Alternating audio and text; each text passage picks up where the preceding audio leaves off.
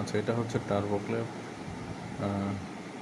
যেটা সেফুরোক্সিম আর ক্লাভুলিনিক অ্যাসিডের একটা কম্বিনেশন। এটা একটা ভ্যাকসিন করে একটা প্রোডাক্ট। আচ্ছা, এখানে সেফুরোক্সিম 250 মিলিগ্রাম আর সেফুরোক্সিম 500 মিলিগ্রাম ক্লাভুলিনিক অ্যাসিডের সাথে কম্বিনেশন হিসেবে আছে ট্যাবলেট ফর্মে। আর এটা বোথ গ্রাম পজিটিভ আর গ্রাম নেগেটিভ ব্যাকটেরিয়ার জন্য কার্যকর, and also for anaerobic bacteria.